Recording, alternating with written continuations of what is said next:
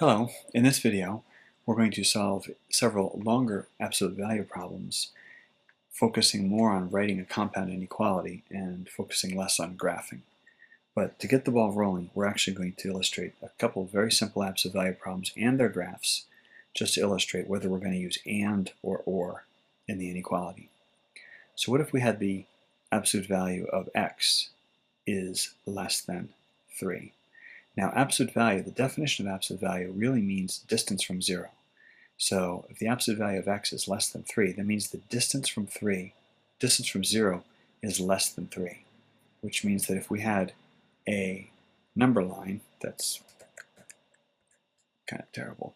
If we had a number line and we wanted to plot the distance from 0, we would have to go positive 3 and negative 3. And we want to see where is our distance from 0 less than 3. And that is really just in this region here. So we're actually not going to include anything on the left or anything on the right. So the actual graph would be an open circle at negative 3, an open circle at positive 3, and then we're actually going to shade between them. So we're going to have some shading between. And if you think about it, this is going to be an and situation. What I've actually graphed is x is greater than negative 3 and x is less than 3. Now the way we can write this as a compound inequality, we're going to switch this inequality around. And we're going to write negative 3 is less than x, and x is less than 3. So I'm not going to write x again, I'm just going to write less than 3. So our compound inequality is negative 3 is less than x, which is less than 3. I usually say which is, but that's the compound inequality, and technically that is an and because this x is bounded between negative 3 and positive 3.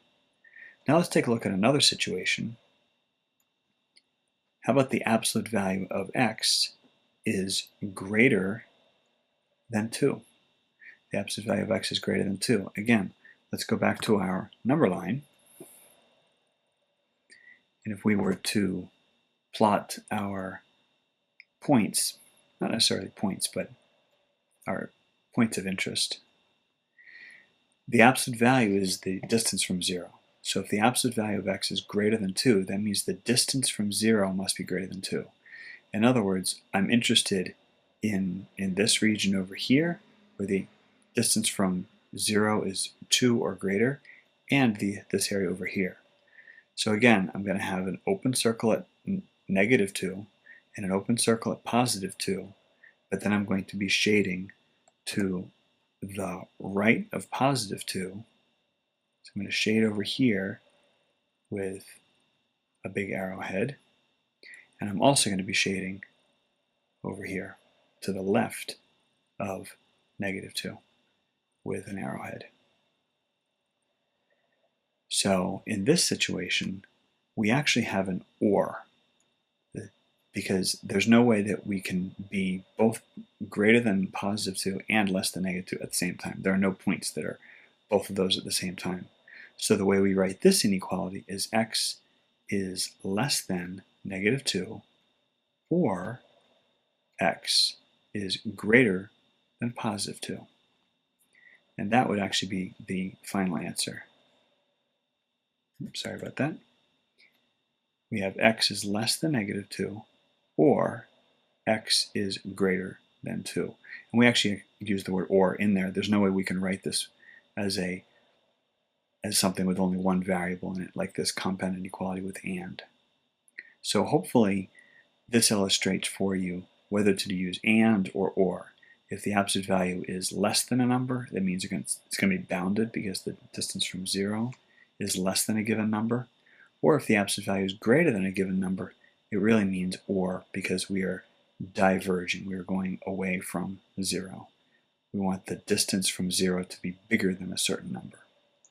So having said all that, why don't we take a look at some sample problems The first problem we're going to do, we're not going to do so much on the solving of the absolute value side. The information is going to be more on the outside of the absolute value.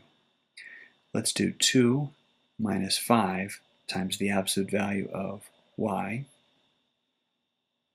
and have that all be less than negative 8.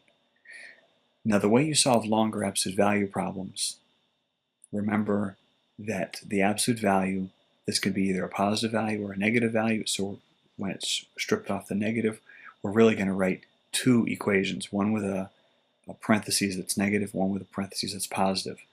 But when you think about it, let's not split this into two equations until we have to. Let's get rid of this 2, and let's get rid of the negative 5 multiplier.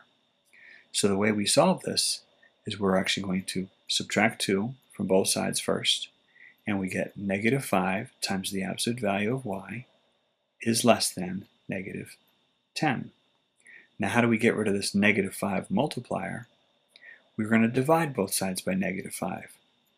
Now be careful, because when you divide by a negative, your inequality sign should reverse itself. So we're left with absolute value of y is greater than positive 2. Now again, remember when we had the absolute value being greater than a number, then we're going to be diverging. This will be an OR situation. So we can actually just write the OR.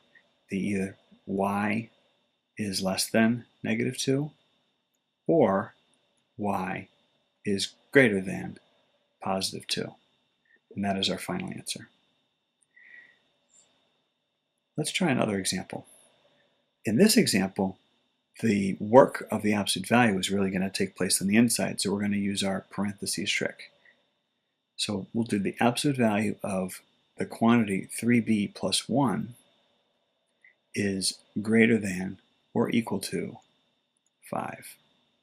Now the way you solve this is we actually use our absolute value technique where we divide the equation into two equations. We're going to change the absolute value sign to parentheses. In this case we have 3b plus 1 in parentheses is greater than or equal to 5. And then we also have the possibility of the quantity 3b plus 1 in parentheses is greater than or equal to 5. We're going to put a minus sign in front of one of these parentheses.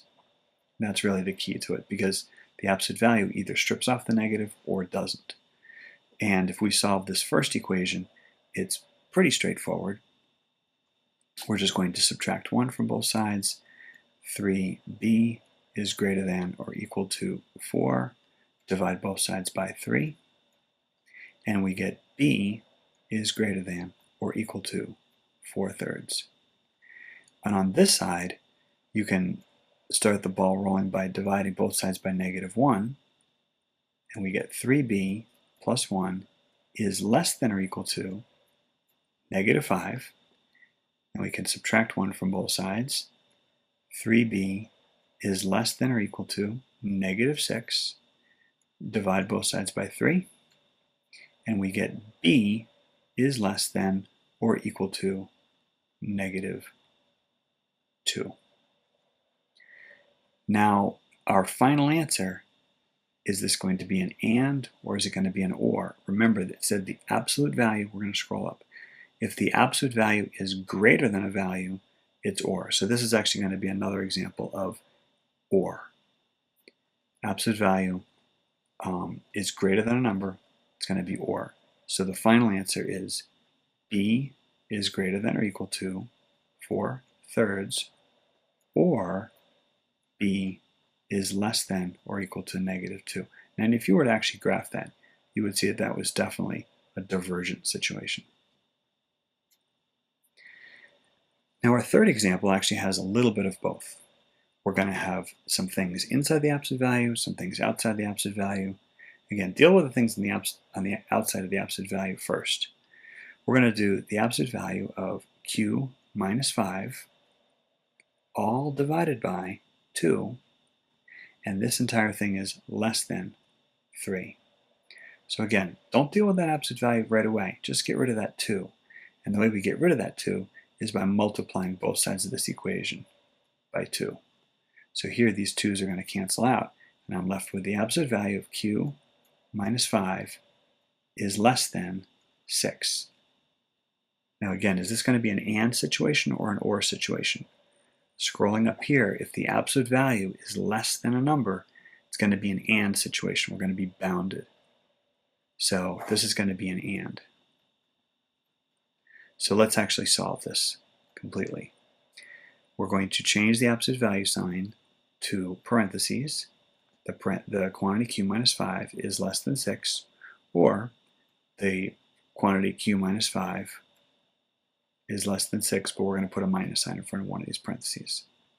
So solving on the left, we can add 5 to both sides, and we get q is less than 11. Q is less than 11. And on the right-hand side, if we divide everything by -1, we get q minus 5 is less than -6, and then we add 5 to both sides, and we get q is less than -1. Something just went wrong. Ah, I see what went wrong. Did you spot my mistake? What we did is we divided by a negative, and I forgot to change the direction of the inequality symbol.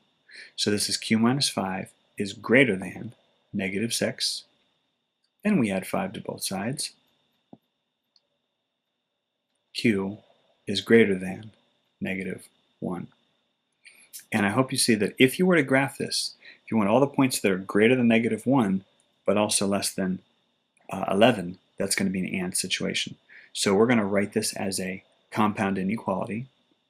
We're going to start with the small value first, -1. We're going to just switch this around. -1 is less than q. -1 is less than q. And then q is less than 11. So we can pronounce this -1 is less than q, which is less than 11. And that is my final answer. So implicit is the word AND, because this is a compound inequality that is bounded between two values. Hope that helps.